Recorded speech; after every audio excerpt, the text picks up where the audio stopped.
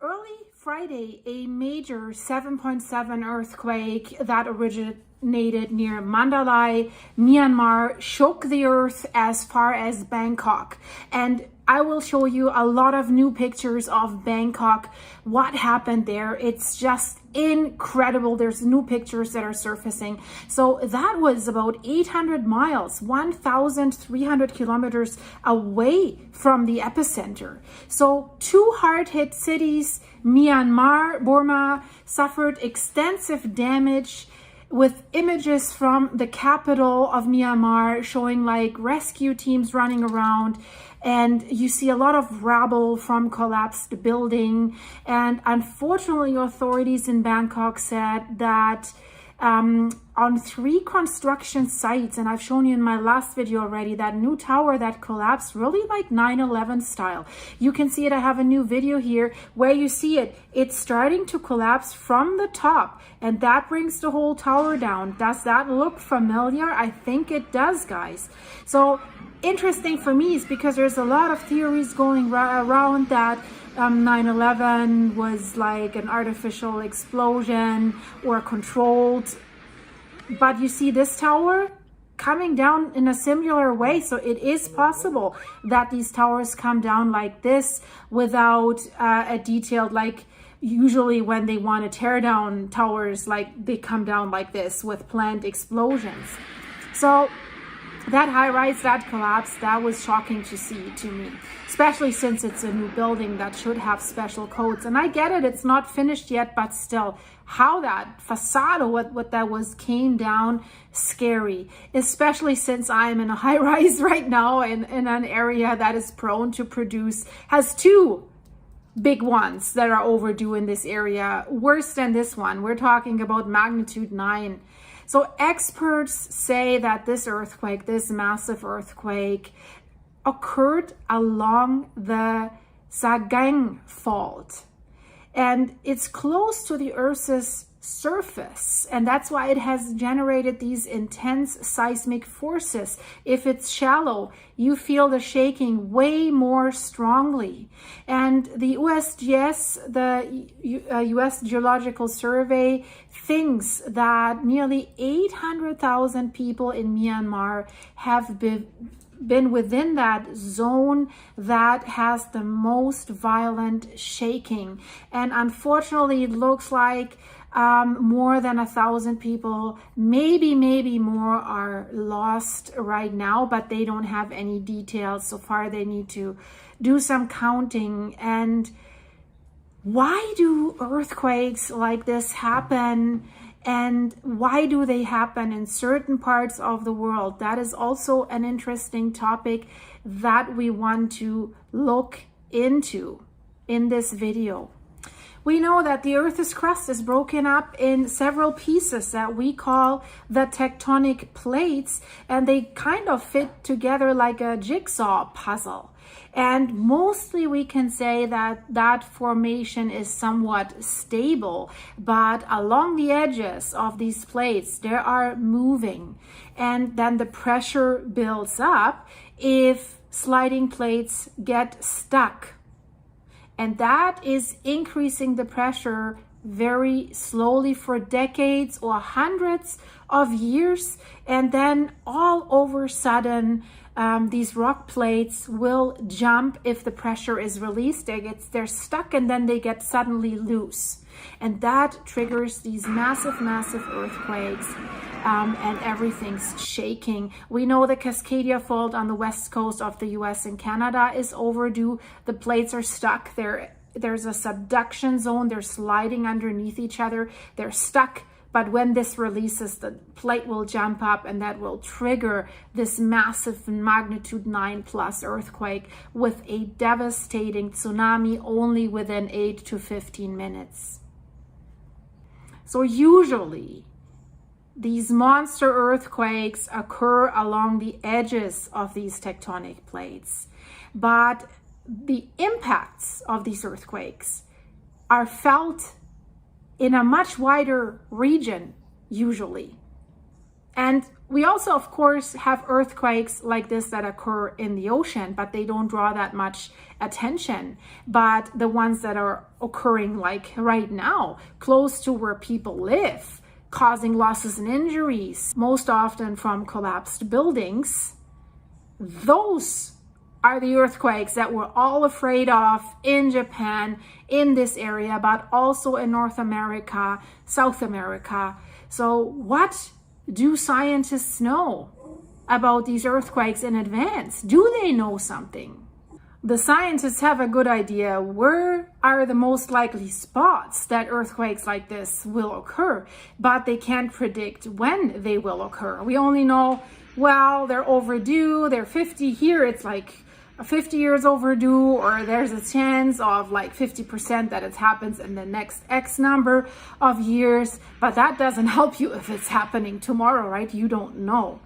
But of course, once the big one happens, the scientists are able to predict that there will be aftershocks. And also with this 7.7, there was an immediate aftershock of 6.4. That we know. We can have foreshocks, we can have aftershocks. If you follow my channel in Santorini, we were wondering, with this massive earthquake swarm that lasted for weeks, we're like, within the magnitude 5 range is very shallow. So they were wondering, are these aftershocks for a bigger one? Will they have a 7.7 again? Or are these foreshocks, was one of the 5s the big one, then some of them would be aftershocks? Or is the main shock yet to come? But neither happened. It was volcanic origin. Magma was breaking out, most likely of the magma chamber underneath Santorini, and then traveling. But here, this is tectonic. And you know, when you see these towers shake, what would you do if you're in a tower like this, where I am right now? You're in a building and it suddenly begins to shake. I showed you in my last video, the people in the restaurant in Bangkok, they started filming. They didn't even go underneath the table. I think that was a bad decision. Of course, in regions of the world with known fault lines, for example, Japan and California, building codes are often designed to withstand earthquakes, but that is not true everywhere in the world. So that's the problem. So if you're in a building and the shaking begins, the guidance on what to do depends on where in the world you are. What is the probability of your building that it would collapse? Should you stay in the building? Should you try to get out? I mean, in a high rise, if you're up on the 50th floor, running out, you definitely will not get out during the time of shaking. And that tower, how quickly that collapsed, that new construction, no way, right? So in many countries, including the United States, if you're inside a building when the earthquake occurs, it's advisable to drop to the ground and cover your head for protection. Crawling under a desk or sturdy structure next to a sofa or a chair, hold on to that structure. But you also should avoid areas near glass and definitely do not use building elevators. And if you're outside, well, try to remain in an area away from buildings or trees that could fall on you, power lines, stuff like this. Now something fell on me. That's my Swiffer. Yeah. I'm using that to separate Eddie and Rudi, so this is definitely an outtake. When they're at each other and growling at each other, I hit the ground with it and I say, shh. And this really helps. So without the Swiffer, they can start their beef again. So the powerful 7.7 that struck Myanmar, called Burma in previous times, and that has done so much destruction in Bangkok, was generated by a transient system of faults that are stretching over 1,200 kilometers in the central part of the country. And as I said, this system is known as the Zageng fault. It's one of the most active and also the most dangerous system that has at least produced the last 7 violent earthquakes in Myanmar in the last century alone. So 2 in 1930, in 1931, 2 in 1946, in 1956, and in 1991. And this system is divided into many, many segments, and each of these segments has been broken with one of the violent earthquakes of the 20th century. And also there was a study about this, because it's as massive as this is. Of course there's a study. It has already been done back in 2011, where some researchers have found a possible gap, a seismic gap between the 1930 earthquake that had a magnitude of 7.5 and the 1946 earthquake that was also close. It was a 7.6, even larger. So they were estimating that it would extend over like 260 kilometers in length. And they were also referring to the segment that is a portion of the Sa-Gang fault that hasn't produced a violent earthquake since 1839. But at that time, at 1839, it did generate a violent earthquake of a magnitude between 7.9 and 8.3. So what they found is they revealed 2 seismic gaps, and the most relevant is located in central Myanmar. And it's roughly 260 kilometers long, and they expect, and that's what they said back in 2011, we expect a future earthquake of up to magnitude 7.9. And they said further in 2011, because this region has not experienced any large earthquake in the last 113 years, the next large earthquake is expected to hit the area in the near future. They said that back in 2011. And they further said the population of 2 neighboring cities, Mandalay and Nai Pyi, they are in severe seismic risk. So how does that relate to Friday's 7.7 magnitude area?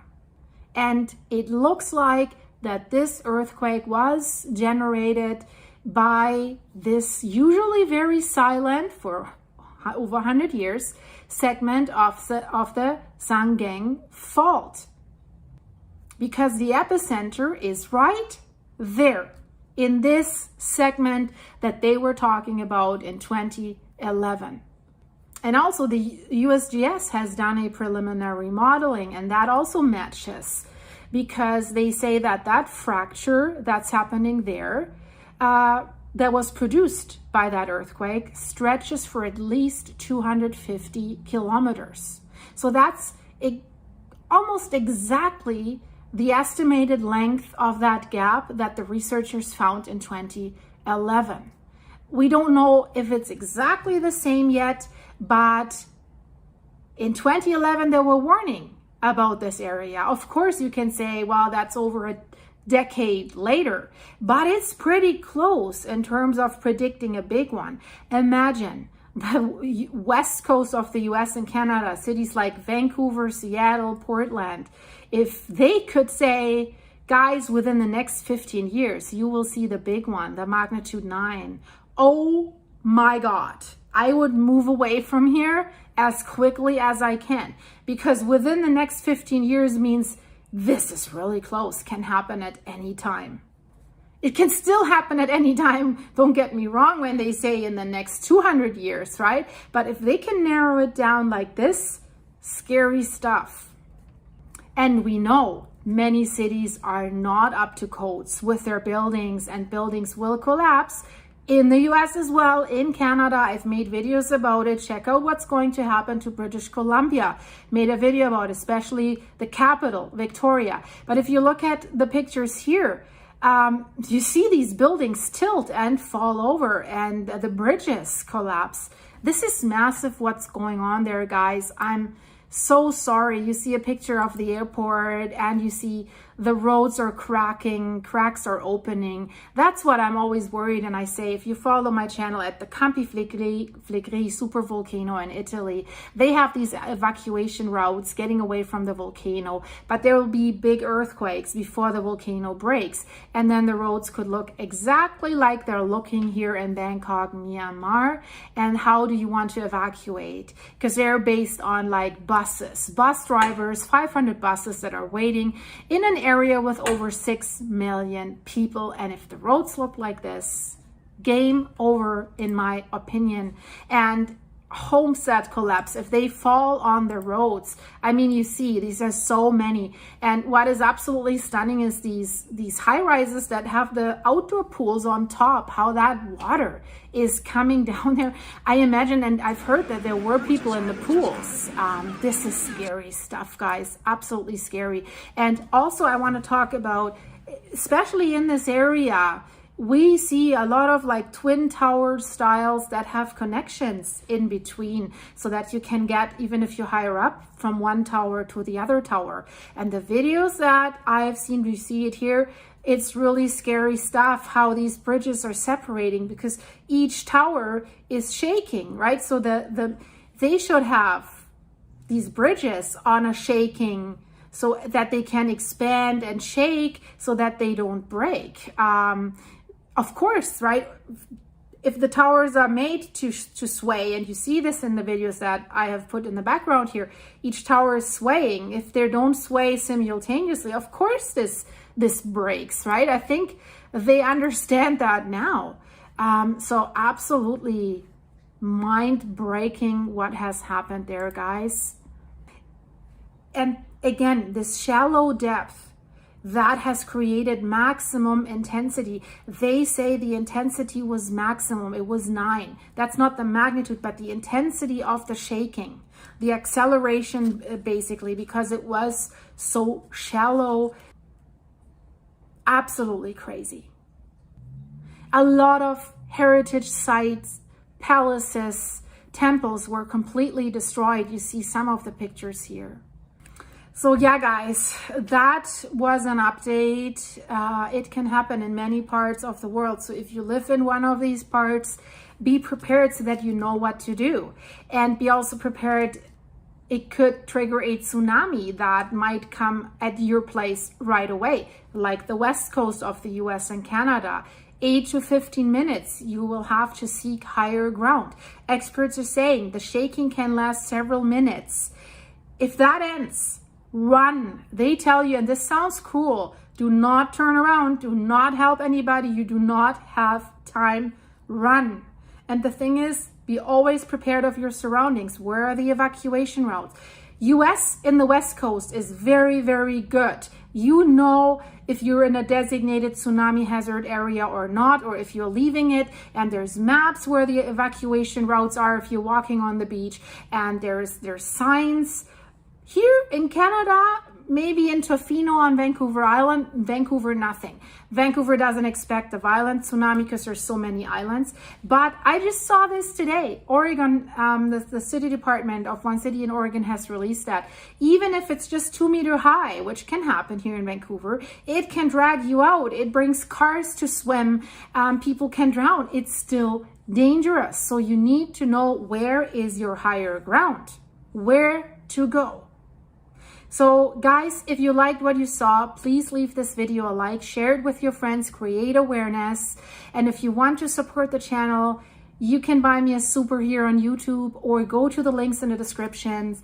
I'm supporting my sick dog, Apollo, right now with my buymeacoffee.com/silky site. So if you want to do that, buy us a coffee or two. Link is in the description.